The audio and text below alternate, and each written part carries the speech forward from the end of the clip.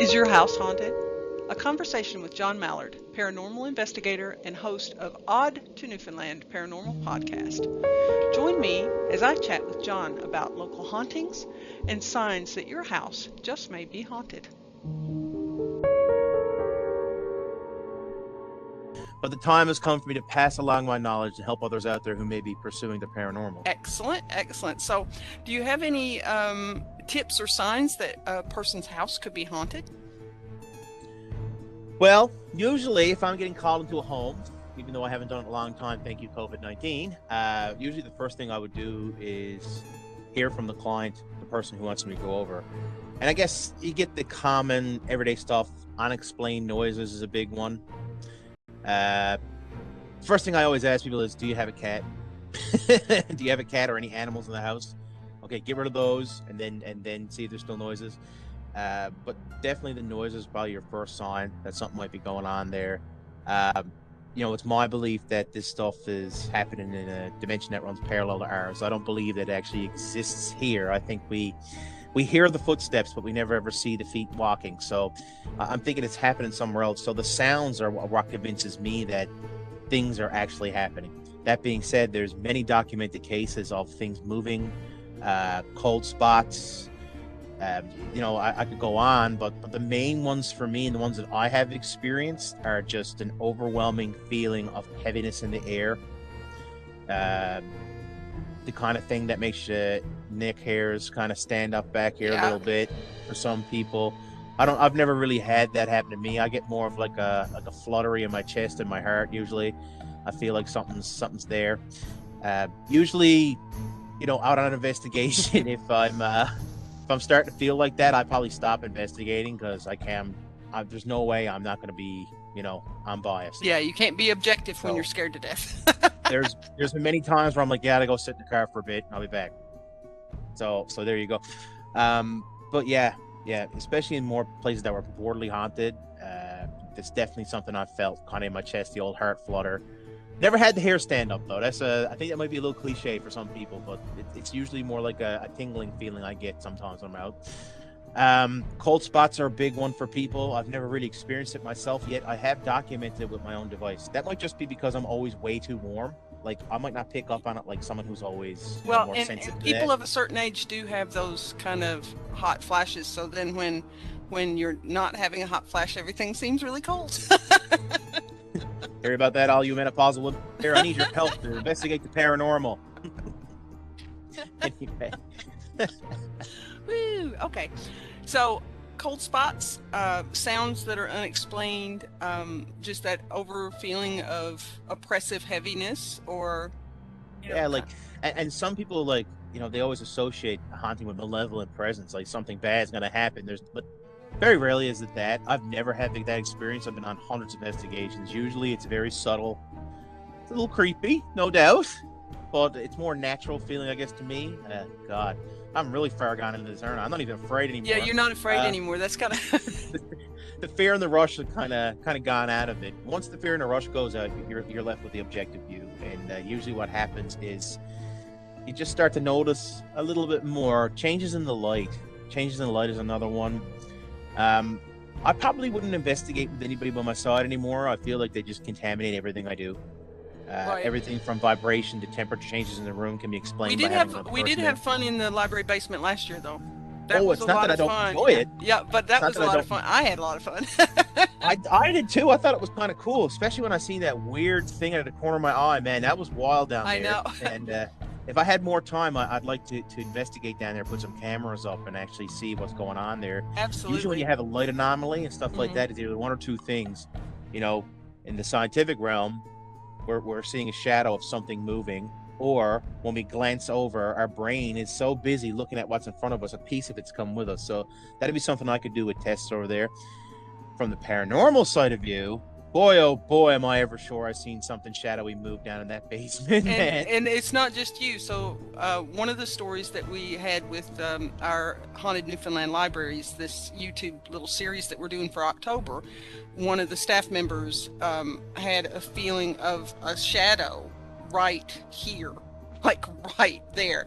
And when she looked, of course, there was nothing there, but like in her periphery, and when it's like right there, and it was in that general area where you had seen the shadowy thing, and in a general area where the other staff member in our last investigation last year had a feeling and had seen things. So it was in that same area. So none of us had really talked to each other about it, and we all had these same experiences. So I was like, that is really cool. There's something going on over there. I thought it was very interesting that we were actually about to leave the room when this happened. We had investigated there. I'd run a spirit box. For anybody out there who doesn't know what that is, that's an ITC device, instrumental transcommunication. We're basically creating a stimulus in the environment and hoping to receive back some kind of sign that something's there. It's simple as that. No different than a white noise generator, that kind of thing. We ran that kind of equipment down there. We were doing all kinds of stuff and not really getting much of anything. When we left the room, I'm pretty sure we came back, and that's when I saw that, because we were doing like a little blurb in front of the files, which are always moving, those little tags on the books there. The air for the wind. The air generator or the air circulator down there moves those tags, and it does kind of give you a creepy feeling, right? It does, and I was just like, man, like this is creepy looking. This is probably what people are seeing down here. And I kind of said, maybe this is what people are mistaking. They're looking at these tags moving, and then they quickly move their head, and they're still getting that range of motion. Because remember, there's a part of our brain that actually cancels out the motion of the world moving around us at all times. If not, we'd always be seasick. So I'm thinking that might have something to do with it. But like me and you were talking in the hall, this was in my peripheral. We were chatting for a few seconds, and this black thing goes right down the hall. I'm just like, yeah, man, like I just seen something, and in fact, I didn't even say anything. I left your side mid-conversation and walked right out. Yeah, and you looked at me and you said, is there anybody else down here with us? And I'm like, no. And what was really cool was we had done all of those recordings at the beginning. And then I didn't get the story from the staff member until the very end, because I left those recordings until the end. So when I was splicing everything together and putting it together for the video, I was like, oh my God, that is so cool. So John saw what this other staff member was already talking about. Like, how did this happen at the exact moment? I know. But, honestly though, like, and it's not the only haunted library in Newfoundland, let's be honest. No. We're getting lots of stories in from other staff around the province that have had experiences, and they're sharing their ghost stories, and we're going to have those on this YouTube series for this month. So here comes the fun part. Like, I get to ask you a question now. Okay. Why do you think these ghosts are haunting a library? What is it about the library they want to stick around with? I don't know. There's a running theory that the spirit in the basement could possibly be a deceased staff member who really loved his job and loved working at the library. There's other staff that I talked to with their stories believes that maybe some of the spirits came in on donated books and just traveled with their book and ended up in the library. So yeah, there's a lot of different theories, but I'm not exactly sure myself. I mean, it's a nice place to be. I mean, for me, like, I love the library as much as the next person, but like, probably gonna want to haunt, like, I don't know, a PlayStation, like maybe a bar, maybe go to the beach.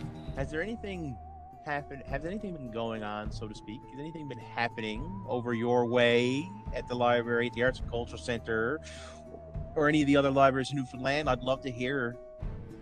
Well, you know what? Stay tuned to this. We'll have all the stories that I've collected are going to show up on YouTube under our Newfoundland Haunted Libraries YouTube series. So yeah, it's been really fun, and a lot of the staff members that I've never heard of and have been telling me stories that I'd never heard of before. So this is really cool. A nice kind of little project for me.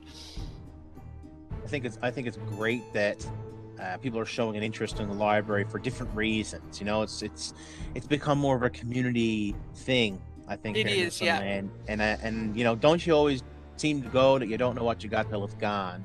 Exactly. I think COVID-19 has kind of opened people's eyes to a lot of the blessings that we've forgotten we've had. Yeah. And blessings that are around us that we take for granted. And one Yeah, thing for sure. I've really missed was taking my daughter to the library so she can pick out a book and I can get yet another self-help book. But we're open and we're doing a stellar business, and we're getting back to in-person programs. So maybe we'll have you back in and to do like a little information session on how to Ghostbust your own place. I think it'd be really interesting to teach people just some of the bare basics so that they can kind of debunk what might be going on there. Exactly. And also run like a dry recorder. When I say dry, I mean nothing but the recorder by itself. And Yeah. teach them how to place it in a room properly to get maximum coverage, so that if there is anything going on there, if there's anything in there making noise and stuff like that, we can kind of actually capture. Just something a lot of people don't know. When I wrote my book, I talked about it at length that about half the EVPs I get, I'm not even in the room. Exactly. Half the EVPs I get are things that are responding to something that's been going on in the environment or by me. Yeah. From 5-10 minutes earlier, and I'm in another place, or I'm not even on location. There's been times I've gone out to my car for an hour and just let my recorders run, and I've caught things. Well, and that's the same thing with the best EVPs that we got down in the basement, were when we just let it go and then we came back and got it, right? Why do you think that is? I mean, a lot of people say it's because it might not be an intelligent haunting. Maybe it's residual, and when you're not there, is when it's the most quiet. I mean, that makes sense. Residual or intelligent, it doesn't matter. It's still, if something's going on, and it's really cool. And but I think it has more to do. I think it has a little bit more to do with the environment itself. And I agree 100%. And that's why I always work with maybe one person. Like I try, like a ghost hunting team is not going to happen with me because it's too noisy. Might be well, great if for it the ever video, does happen, sign me up. I'll be your sidekick.